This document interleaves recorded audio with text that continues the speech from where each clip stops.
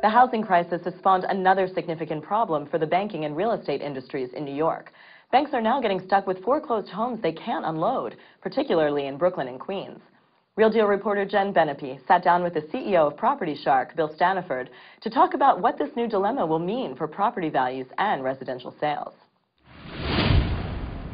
Bill, welcome back to The Real Deal. It's a pleasure to have you. Thanks, Jen. Okay, we're going to talk today about the REOs, which are real estate-owned properties by banks that have properties that are already foreclosed, and now they own them on their balance sheet.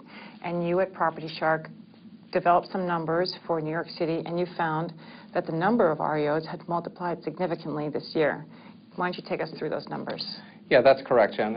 We have been tracking the numbers. We track sales all the time. And it seems that the Queens numbers has been the most significant, where really year over year, the REOs that are on hand have gone up about 150%. So now, I've spoken to some other people as well as yourself about this particular topic and found that in other places in the country, it's much greater than that. Why are these numbers significant for New York City? Yeah, well, absolutely. There are certain areas in the country that are a lot more devastated. And I can just take Las Vegas, for example, or Miami. People are coming in there. There's investors, and they're buying speculative properties and investing. The ones that are happening here are happening in Jamaica, where people actually live, and this is just a normal course of life. We also heard from one of your foreclosure professors at the Property Shark School, Les Jansen, that sometimes the occupants refuse to leave the house after it's been foreclosed.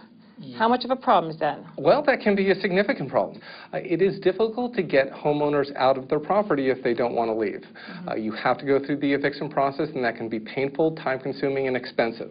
It could take upwards of 6 years. That's what we've heard. Generally speaking, it's about 6 months to 1 year. So what happens to the value of a property where the occupant is still in there and it's already an REO? Well, I think actually if the property is completely abandoned, I think that's actually worse than having somebody in there. But certainly as an investor, you don't want to take on a property if you know that someone's living there. The banks in New York obviously will suffer financially if a home becomes an REO.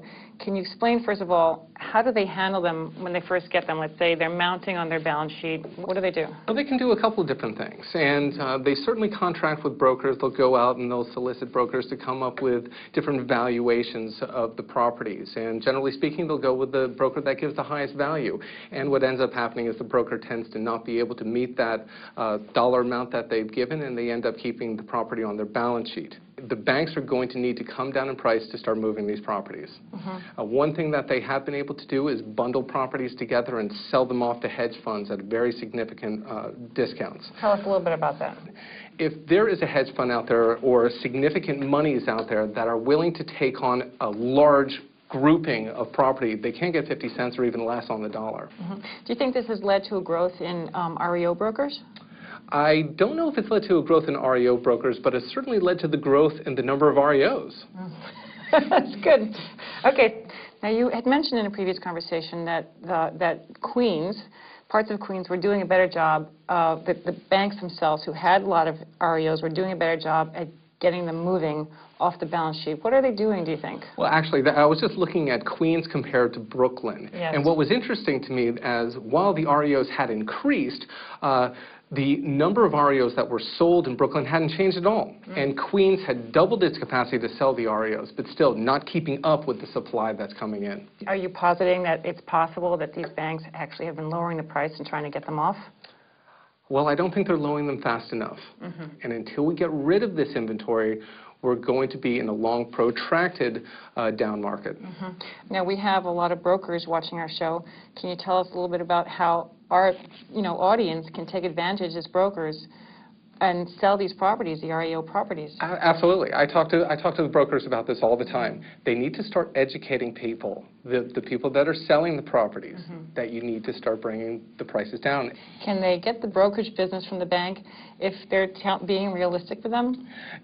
Generally speaking, no. The banks seem to be able to, they seem to want to go with the person that's going to give the highest price, and then they sit with the property on the balance sheet. Okay, very good. Well, thank you very much for coming to talk to us today. No problem, Jen. It's great seeing you.